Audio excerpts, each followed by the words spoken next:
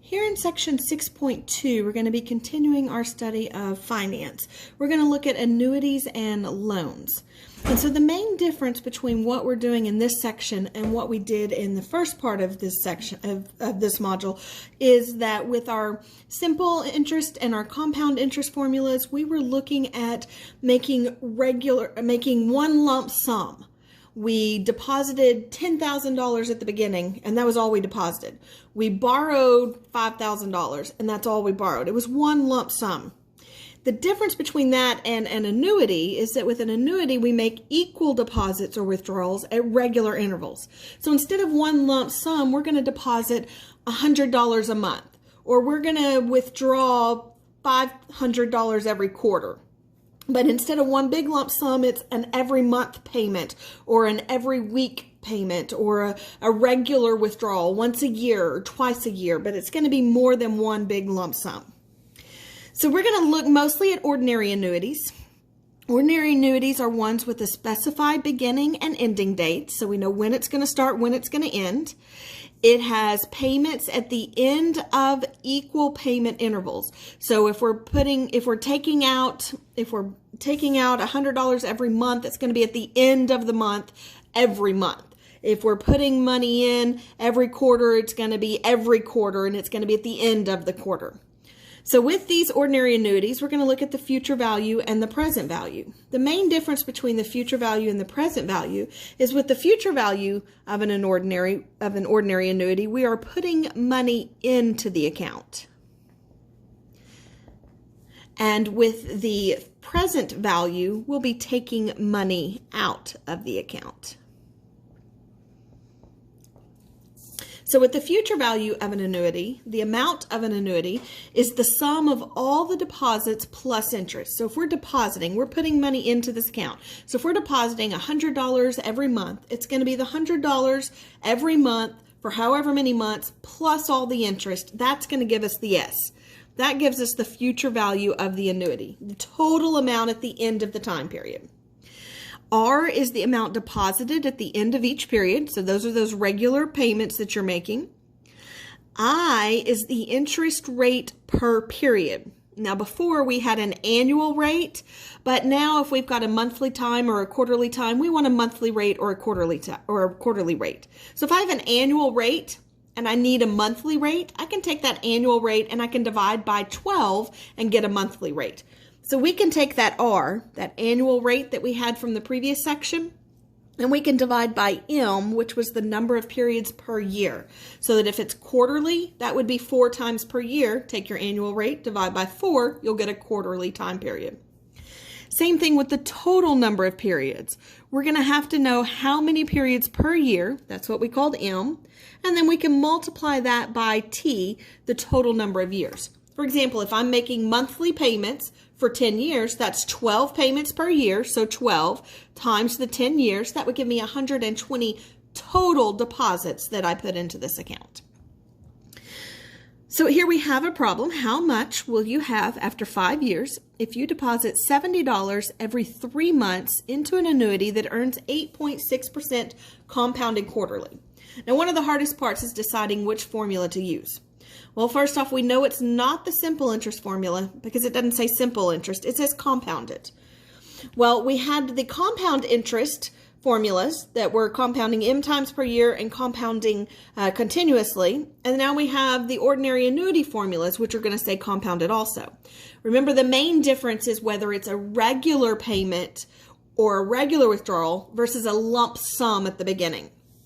This one is regular payments because we're depositing $70 every 3 months, $70 every quarter. So we're making regular quarterly payments, not one lump sum. So we know it's going to be an annuity. We're putting money in, you're depositing, and so we know it's going to be the future value formula. So our future value formula, S is equal to R, parentheses, 1 plus I, raised to the N minus 1, close parentheses, divided by I. All right, so notice in this problem, R, that's the amount we're depositing. It's $70. The I, remember we find I by doing R divided by M. So in this case, R is 0.086. That's our yearly rate, 0.086. And we're going to divide that by 4 because it's compounded quarterly. It's every 3 months, which is 4 times per year. And so we get a quarterly rate of 0.0215. So that's our I. To find our N, we have to do M times T. Remember, M is how many times per year, so it's quarterly every 3 months. That's 4 times per year for 5 years. So 4 times 5 gives us a total of 20 times that we're going to deposit this money into the account. And so we plug all of those into our calculator. 70, parentheses, parentheses, 1 plus 0.0215 raised to the 20 minus 1, close parentheses, divided by 0.0215. Now again, we want to make sure we put this in our calculator all in one step. That way we're not rounding in the middle and getting an incorrect answer. We wait to round until the very end so that we get the exact answer. Be careful here. Make sure you've got these parentheses. When you close this one here, you raise it to the 20, and then some calculators you're actually going to have to arrow back down to put in the minus 1, and then close your other parenthesis, and then divide by the I. Make sure you practice putting these in your calculator. Sometimes it does take a little bit of time to get those right. And so we end up in this case with $1,726.45. And so if we put $70 every quarter into this account for 5 years, at the end of the 5 years, we'll have $1,726.45. All right, so again, the difference between the future value and the present value. With the present value, it's the amount that must be deposited today to provide all the payments for the term of the annuity. So the annuity is paying you. You're taking money out. You're making withdrawals. You're receiving money from the annuity. And so this A sub N is the present value. That's what needs to be in the account today so that there's enough in there that you can take out all of the money that you need to. And so that's going to be our present value. That's the A sub N. R is the amount of payment drawn at the end of each period. It's the withdrawal amount, the amount you're taking out at regular intervals. I is still the interest rate per period, which we found by doing R divided by M. And N is still the total number of periods, M times T. All right, so here's an example. John needs to withdraw $1,000 at the end of each month for 4 years from an account paying 6% compounded monthly. What minimum amount must be in his account at present? Okay, so again, deciding which formula to use. Well, we know it's not the simple interest formula because it doesn't say simple, it says compounded. We know it's not either one of the compound interest, the M times per year, or the compounded continuously formula, because both of those require a lump sum or a lump amount that you're withdrawing. And this is withdrawing at regular intervals. It's withdrawing $1,000 each month. And so if we're doing it every month over and over, that makes it an annuity. And so the difference between, is it going to be the future value or the present value? Well, notice we're withdrawing. We're pulling that money out. And so since we're taking money out, we're looking for the present value. What needs to be in there to start? And so we know it's the present value formula. R times 1 minus, parentheses, 1 plus I, raised to the negative n, close parentheses, divided by I. Again, the R, the withdrawal amount, in this case is $1,000. I, we find I by doing R over M. So our annual rate is 6%. It's monthly that we're compounding, that we're pulling the amount out each month. So that's 12 times per year. And so we divide the annual rate by the 12 times per year, and we get a monthly rate of 0.005. For the N, we find that by doing M times T. It's 12 withdrawals per year for 4 years. That gives us a total of 48 times we're going to withdraw the $1,000. And so plugging all this into our calculator, to our formula, 1,000, open parentheses, 1 minus, open parentheses, 1 plus, 0.005, raised to the negative 48, close parentheses, and then divided by the 0.005. Now be careful. Some calculators you have to differentiate the difference between the negative and the minus. Make sure you're using a negative 48 here. Again, putting in your calculator all in one step, rounding at the very end, you find $42,580.32 needs to be in this account at the beginning. Now notice, if we're pulling out $1,000 every month for 4 years, that's 48 total times we're pulling out $1,000. So we're pulling $48,000 out of this account. But we found through these calculations that we only need $42,580.32 in there to begin with. What happens there is when this is in the account at the beginning, it's going to grow. Even though you're pulling out the $1,000, it's still going to grow some because it's earning interest. And so the amount that it grows allows it to grow up to the $48,000 so that you're still able to pull all 48 payments, 48 withdrawals out of that account. Right, on the top of the next page, we get our third and final formula. This one is for loan payments. So again, with a loan, when we borrow an amount of money, we're paying it back in regular payments. Instead of previously when we borrowed money and we paid it back at the end all in one lump sum, now we're going to make regular payments to pay it back. We're going to pay a little bit each month or a little bit each quarter. And so we get our formula. R is the regular payment amount. So this time we're looking for what's the payment amount going to be. We know that P is the amount to be repaid. It's the principal, the amount we borrowed. I is the interest rate per period. So it's still found by doing R divided by M. And N is the total number of payments. It's still M times T. All right, so here's a problem. Regina Phalange was able to find a house for $160,000. She paid 5% down on the house and was able to secure a loan for 30 years at an annual interest rate of 5.04%. All right, so notice it's a loan. And she's making monthly payments. What is her monthly payment amount? That means we're going to use the loan payment formula.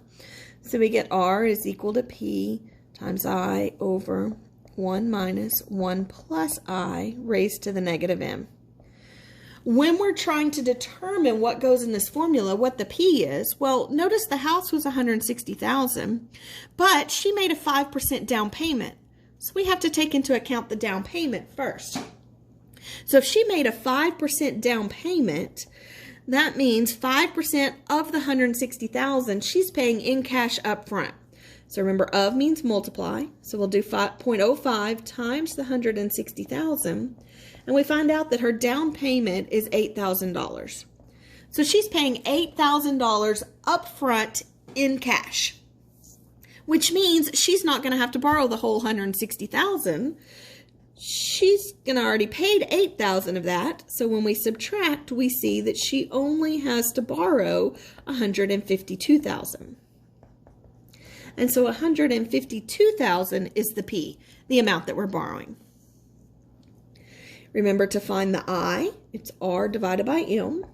So 0.0504, it's a monthly payment, so we divide by 12. That gives us 0.0042 for a monthly rate. And then the total number of payments, it's going to be 12 payments per year. For 30 years, she's going to make a total of 360 payments on this house. So plugging everything into our formula, 152,000 times 0.0042 divided by, open parentheses, 1 minus, open parentheses, 1 plus 0.0042, close parentheses, raised to the negative 360, close parentheses. Again, put it in your calculator all in one step. Again, make sure this is negative, and then make sure you don't round until the end, and we get $819.69 will be Regina's house payment every month for 30 years. So if she pays that every month for 30 years, she'll pay off the $152,000 she borrowed. So part B says, what is the total of the payments over the life of the loan? If she paid $819.69 every month for 30 years, what's the total she actually paid?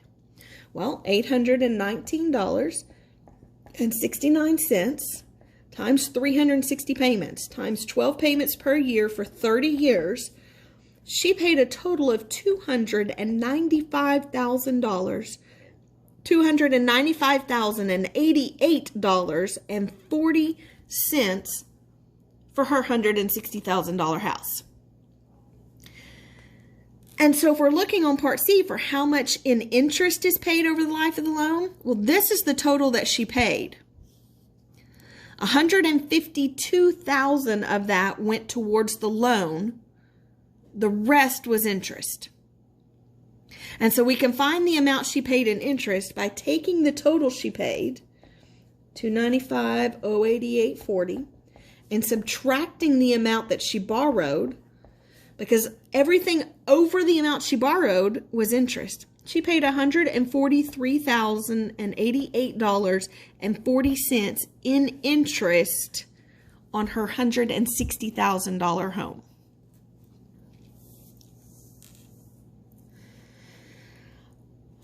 All right, so I've got 3 more that we're going to try. If you want to pause the video here and try these on your own before we go over them, that would be great. They're kind of mixed up, so you have to determine which payment you're going to use and then work these problems. So try these now. All right, let's go over these 3.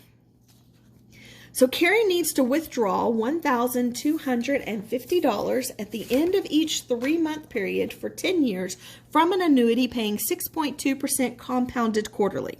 What is the minimum amount that must be in the account at the start? Well, notice she's withdrawing equal amounts at the end of equal time periods. So she's taking money out and it's equal amounts. So it's going to end up being a present value of an annuity formula.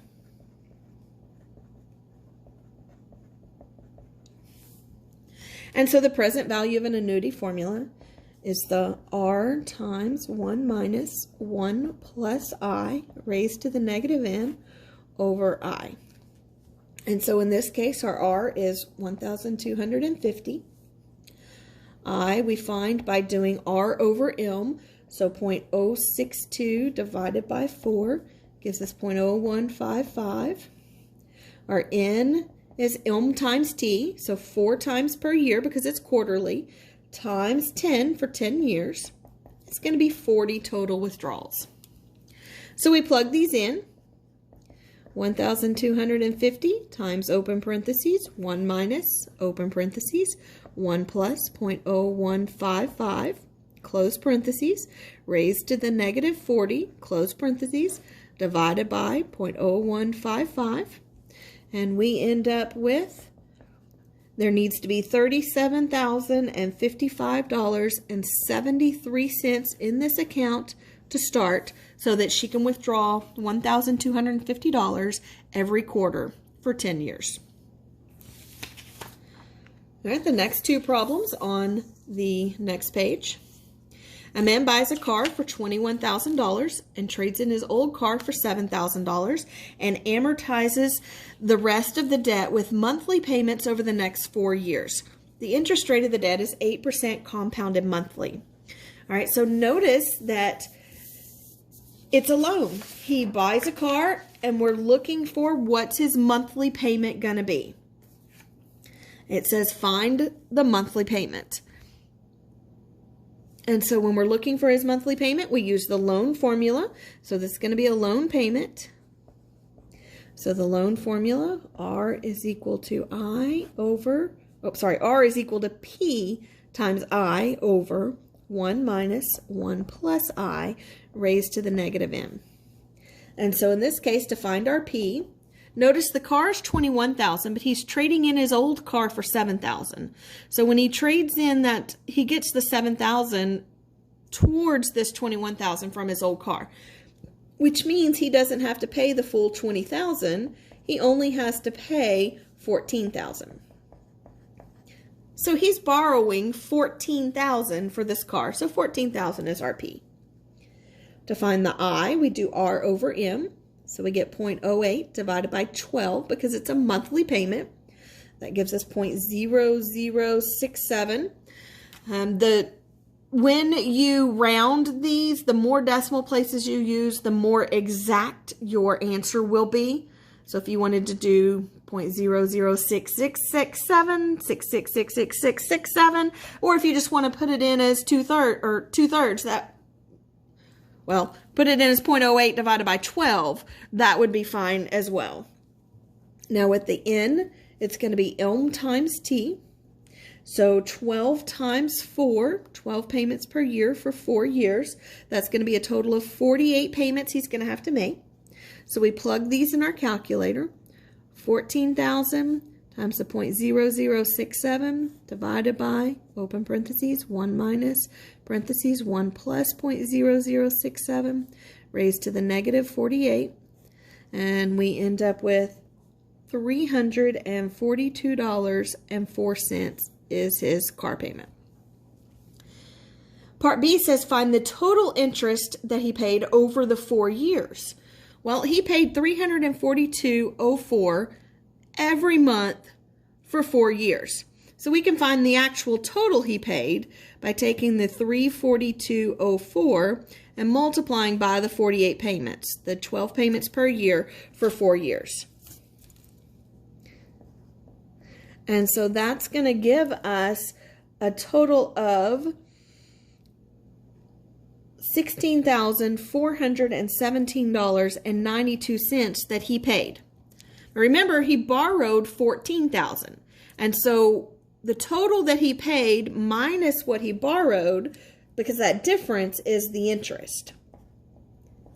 And so when we subtract the $14,000 that he borrowed from the total he paid, we find out that he paid $2,417.92 in interest on this car. Last problem. When Paul's daughter is born, he opens an account that earns 3.2% semi-annually. If he deposits $500 every 6 months, how much will be in the account when he gives it to her on her 18th birthday? So notice that he is depositing money. He's putting money into the account, and he's putting it in every 6 months. He's putting it in twice a year, semi-annually. And so because it's regular payments and he's putting money in, this one's going to be a future value of an annuity.